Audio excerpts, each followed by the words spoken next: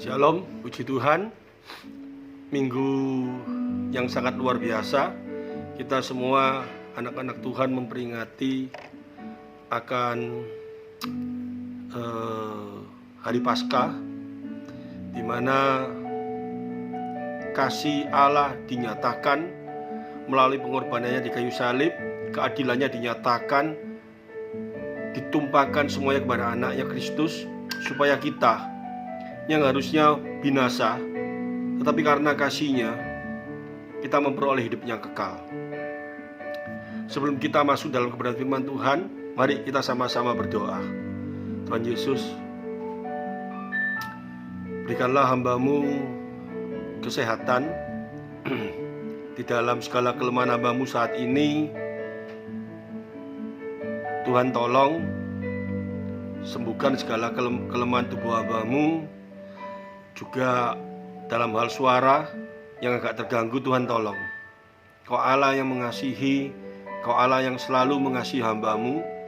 Hamba-Mu percaya kasih-Mu akan menyempurnakan kesehatan hamba-Mu.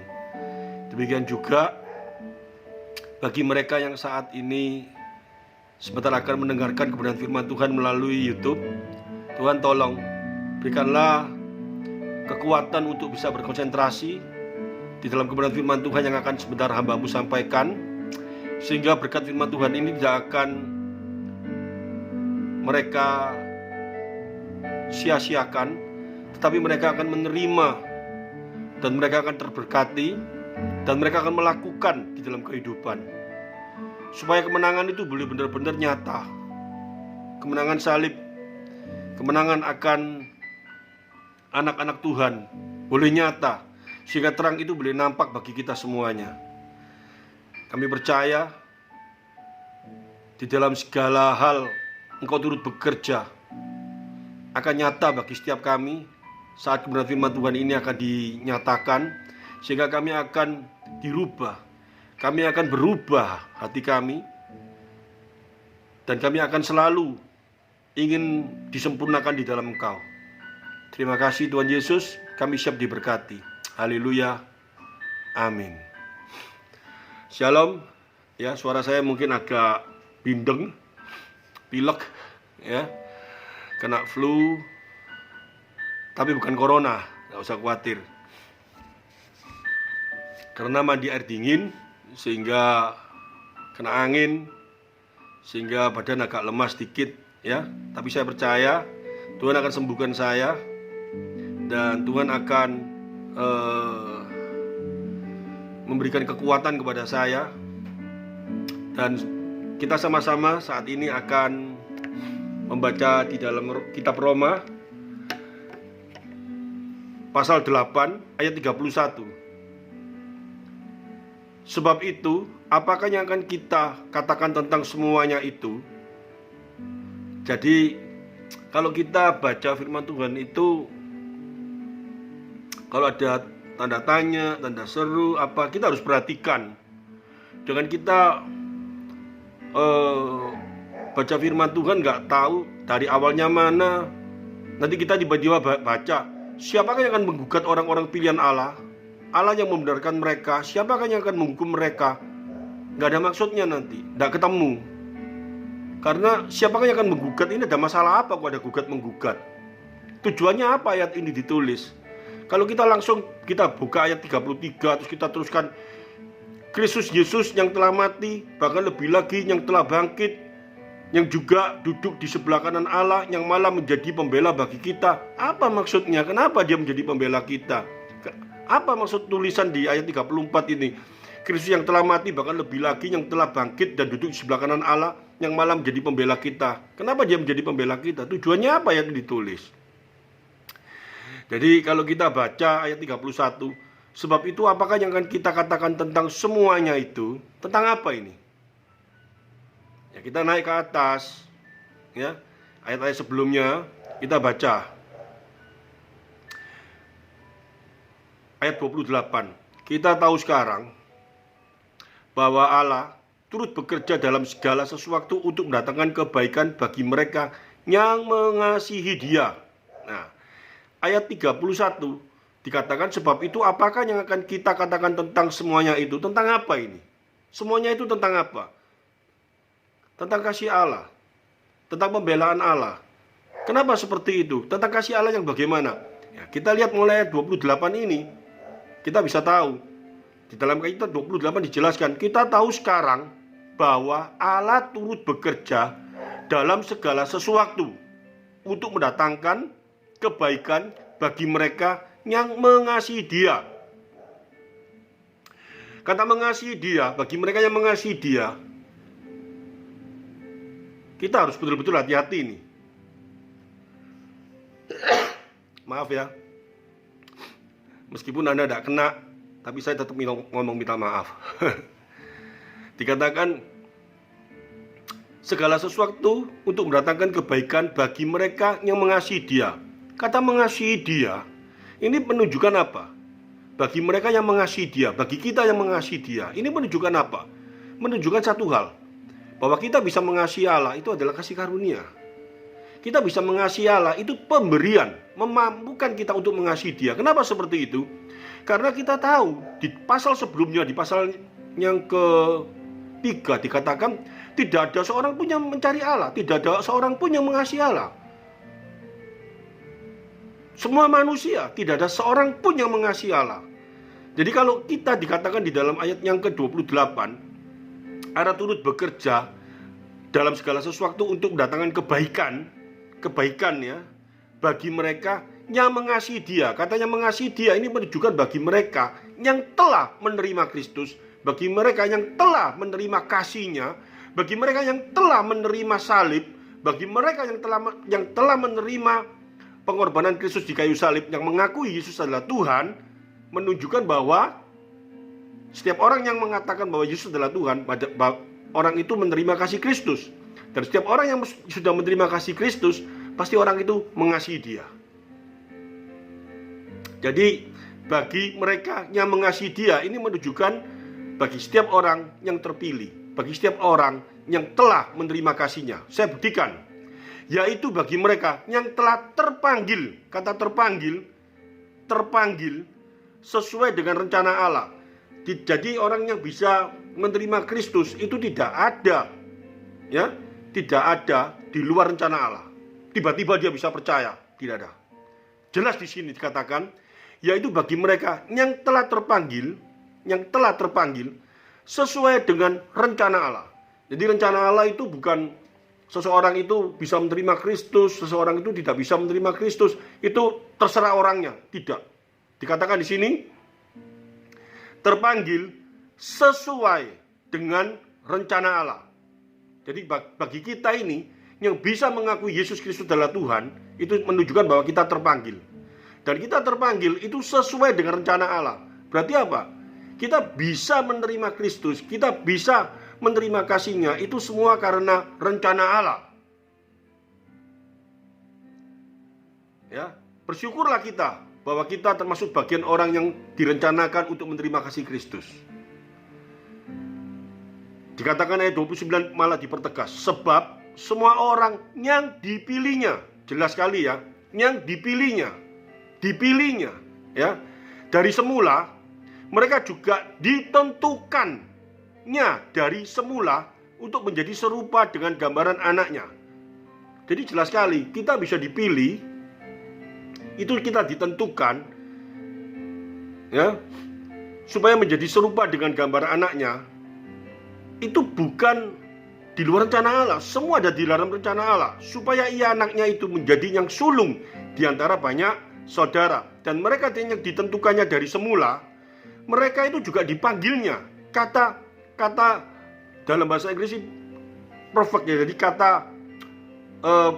kata kerjanya ini Allah yang melakukan, ya. Dipanggilnya, dan mereka yang dipanggilnya, mereka juga yang dibenarkannya. Kata dibenarkannya ini semua Allah yang lakukan. Dan mereka yang dibenarkannya, mereka juga dimuliakannya. Jadi kata dibenarkan, kata dimuliakan, kata dipanggil, kita harus lihat di belakangnya selalu ada nya.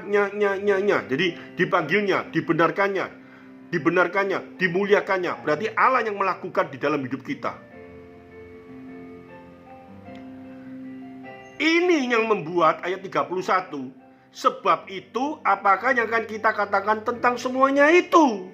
Kalau Allah di pihak kita, kalau Dia yang sudah memilih, kalau Dia yang sudah membenarkan, kalau Dia sudah memuliakan kita. Sebab itu apakah yang akan kita katakan tentang semua itu? Jika Allah di pihak kita, siapakah yang melawan kita? Ini satu hal yang sangat luar biasa. Jadi ayat 31 ini akan menjadi luar biasa kalau kita mengerti mulai dari ayat 28 sampai dengan ayat 30. Baru ayat 32 dipertegas lagi, Ia yang tidak menyayangkan anaknya sendiri, Kristus, tetapi yang menyerahkannya bagi kita semua. Yang tadi itu loh, ya. Bagaimanakah mungkin Ia akan mengaruniakan, bagaimanakah mungkin Ia tidak mengaruniakan segala sesuatu kepada kita bersama-sama dengan Dia. Gak mungkin. Kalau Allah sudah memilih kita, Allah membenarkan kita, Allah memuliakan kita dengan cara menyerahkan anaknya bagi kita, pasti Dia mengaruniakan segala sesuatu kepada kita bersama-sama dengan Dia. Artinya apa? Memberikan segala sesuatu bagi kita supaya kita menjadi umat pemenang, bahkan lebih daripada pemenang. Dalam hal apa? Iman kita tidak bisa gugur kalau memang kita orang pilihan Allah.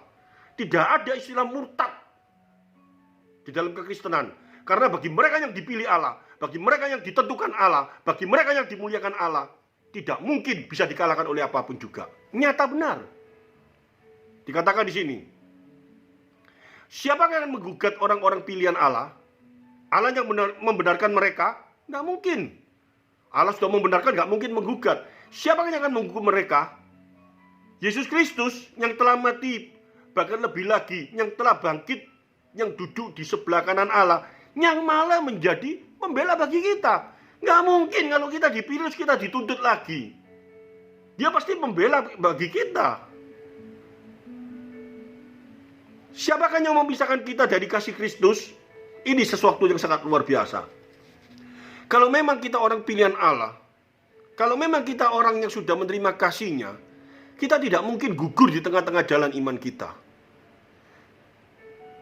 Banyak sekali orang-orang yang berkata, aku sudah Kristen, aku sudah menerima Kristus. Tetapi di tengah jalan, ternyata jadi sesuatu yang sangat memalukan Kristus. Bukan memalukan lagi, meninggalkan Kristus. Karena apa? Hanya karena uang. Karena apa? Hanya karena perempuan. Karena apa? Hanya karena sesuatu yang dunia tawarkan. Gak mungkin. Karena iman yang diberikan oleh Allah, kasih Allah yang diberikan bagi kita, itu tidak mungkin dikalahkan oleh kasih dunia. Tidak mungkin dikalahkan oleh apa yang dunia tawarkan. Dibuktikan di mana? Siapa yang akan memisahkan kita dari kasih Kristus? Penindasan, atau kesesakan, atau penganiayaan, atau kelaparan, atau ketelanjangan, kemelaratan, atau bahaya, atau pedang? Gak mungkin. Seperti ada tertulis, oleh karena engkau kami ada dalam bahaya maut sepanjang hari. Kami telah dianggap sebagai domba-domba sembilan. Tetapi dalam semuanya itu, kita lebih daripada orang-orang yang menang. Oleh Dia yang telah mengasihi kita. Kenapa kita lebih dari orang-orang yang lebih dari yang menang? Karena apa? Satu hal. Karena kasih Allah hadir dalam hidup kita. Sebab itu aku yakin bahwa baik maut maupun hidup, baik malaikat-malaikat maupun pemerintah-pemerintah, baik yang ada sekarang maupun yang akan datang, atau kuasa-kuasa yang baik yang di atas maupun yang di bawah, ataupun ya mungkin ada dia lupa menyebutkan sesuatu yang ada di dunia ini, dikatakan sesuatu makhluk lain tidak akan dapat memisahkan kita dari kasih Allah yang ada dalam Kristus Yesus Tuhan kita. Amin. Ini satu hal yang luar biasa. Tetapi kalau ada beberapa orang berbicara, itu orang Kristen kok, sudah jadi Kristen sedemikian lamanya, tiba-tiba dia balik, tidak mau menerima Kristus. Itu belum Kristen. Itu belum anak Tuhan. Cuma KTP-nya tok. Almarhum dulu salah satu pembimbing saya, Pak Rantosari Sihaan, saya masih ingat dia ngomong,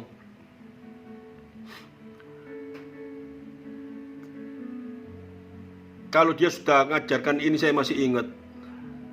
Dia bilang apa? Kalau orang Kristen bisa gugur imannya, itu bukan Kristen. Itu Kristen kampungan katanya. Saya ketawa. Satu hal yang luar biasa. Kalau dijelaskan nanti di kitab Ibrani, itu ada orang murtad yang telah diterangi. Kita harus ingat tuh ayatnya. Diterangi itu bukan berarti ada terang. Yang telah menerima kasih, yang telah diterangi itu bukan berarti ada terang. Yang telah melihat kuasa Roh Kudus bukan berarti ada Roh Kudus dalam dirinya. Ada beberapa ayat yang harus kita cermati dengan baik. Ini satu hal yang luar biasa.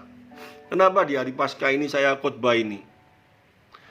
Karena banyak beberapa orang khotbah cuman tidak menjelaskan kebenaran firman Tuhan ini dengan benar. Kekuatan firman-Nya tidak dijelaskan dengan benar. Padahal Roma pasal 28 sampai dengan 39 itu satu hal yang sangat luar biasa. Ini ayat yang sangat dahsyat kalau saya ngomong. Karena ini apa? Satu ayat kekuatan bagi kita. Kalau kita mengaku anak Tuhan, kalau kita mengaku orang-orang yang sudah percaya, kalau kita mengaku kasih Kristus sudah di dalam diri kita, mungkin kesesakan boleh terjadi dalam hidup kita. Mungkin suatu beban yang sangat berat terjadi dalam hidup kita. Tapi seperti Ayub, seberat apapun yang terjadi dalam hidupnya, dia tidak pernah gagal imannya di hadapan Allah. Satu hal yang sangat luar biasa. Seberat apapun juga, kalau seseorang sudah menerima kasih Allah, tidak akan ada kata gagal iman. Tidak ada. Tetapi yang ada orang-orang yang cuman menerima, bukan menerima kasih, tetapi cuma menerima kulitnya di dalam kekristenan. Belum Kristen, belum pengikut Kristus itu. Hanya mengandalkan perbuatan-perbuatan baik dengan satu tujuan untuk memperoleh sesuatu.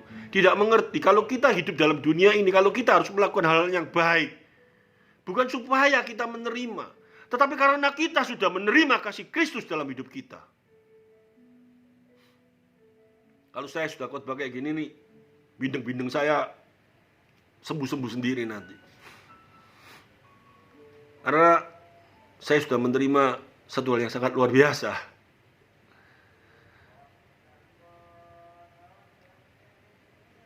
Kita menerima kasih Kristus, kita belajar firman, kita mengerti kebenaran firman ini, akan membuat kita sukacita luar biasa.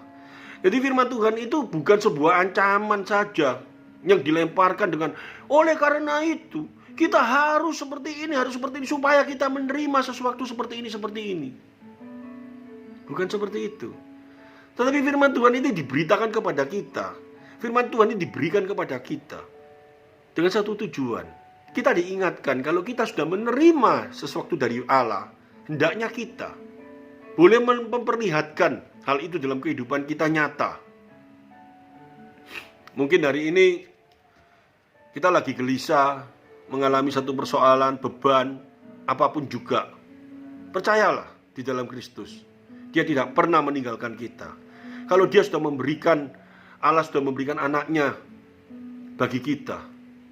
Yesus Kristus telah mati di kayu salib, yang baru kita peringati hari ini. Dan Yesus sudah berjanji bagi kita, sebelum dia naik ke sorga, dia berkata apa? Gak usah khawatir, gak usah takut. Aku tahu segala kelemahanmu. Tapi aku akan memberikan kau seorang penolong, yaitu Roh Kudus. Satu pribadi Allah yang lain diberikan bagi kita, supaya kita tetap kuat. Bukti bahwa Allah Roh Kudus sudah di dalam diri kita, itu terbukti di dalam ayat ini loh.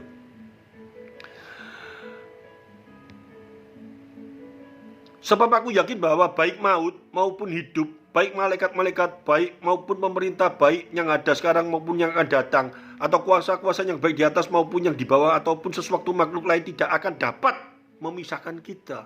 Kenapa tidak bisa memisahkan kita? Karena Roh Allah sudah ada dalam diri kita. Dia menghibur kita. Dia memberikan kekuatan bagi kita. Dia menasihati kita. Dia menegur kita. Dia yang bekerja dalam kehidupan kita sebagai anak-anak Allah. Ini satu hal yang sangat luar biasa. Kalau berbicara nasib orang percaya, gak usah tanya kepada ahli-ahli tukang ramal-ramalan nasib itu. Gak usah tanya sama yang mengaku hamba Tuhan yang suka meramal-ramal orang dengan mimpi-mimpi, dengan penglihatan-penglihatan. Gak usah. Baca ini loh, ayat ini loh. Roma 8 ayat 28 sampai 39. Nyata benar nasib kita itu. Bahwa nasib kita sudah ada di tangannya. Dan dia yang melakukan semuanya dalam hidup kita. Dia yang bekerja dalam hidup kita. Siapakah yang akan melawan kita? Jelas sekali ayat ini. Jadi kita nggak perlu takut. Kita nggak perlu khawatir dalam kehidupan ini. Yang penting kita lakukan perintahnya. Itu menunjukkan bahwa kita anak-anak Tuhan. Kalau kita mengaku sebagai anak Tuhan, kalau kita mengaku sebagai orang percaya, tapi kita tidak pernah melakukan perintahnya, bahkan kita menjauhi perintahnya, kita bukan anak Tuhan, tapi kita anak setan. Kalau kita mengaku anak Tuhan, mungkin kita tidak bisa melakukan perintahnya hari ini. Mungkin kita tersesat, tapi kita pasti kembali. Dan kita minta ampun dan kita melakukan perintahnya.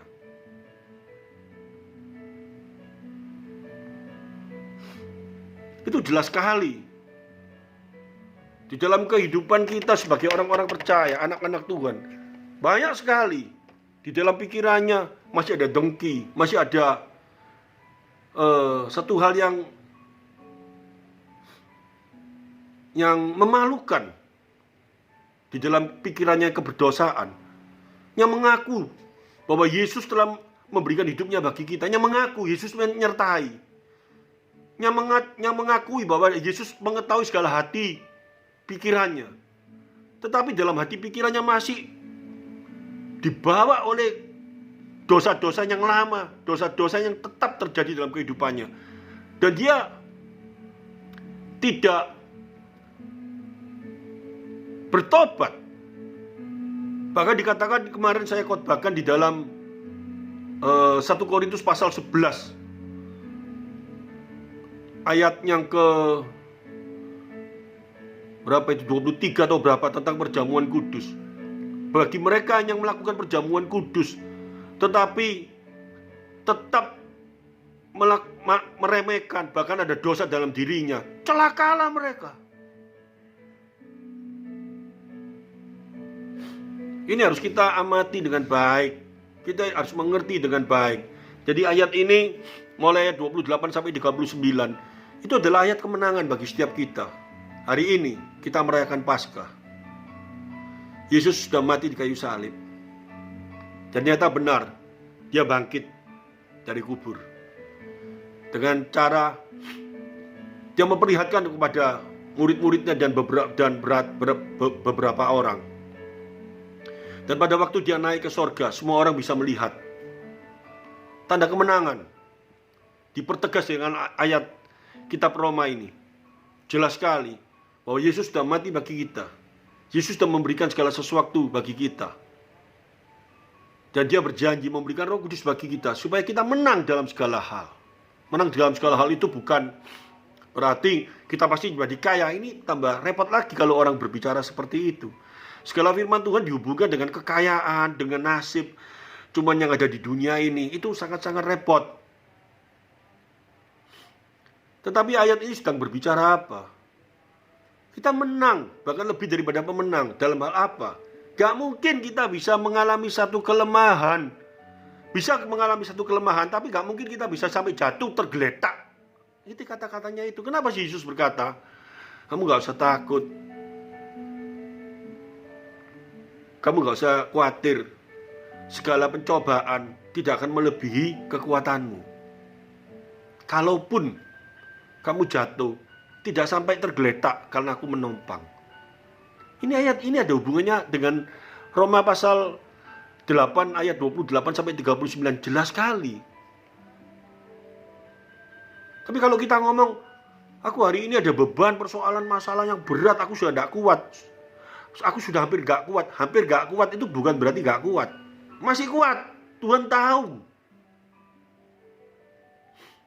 Mungkin hari ini engkau mengalami satu beban, persoalan, masalah, ya. Saya nggak tahu engkau ada masalah dengan suamimu.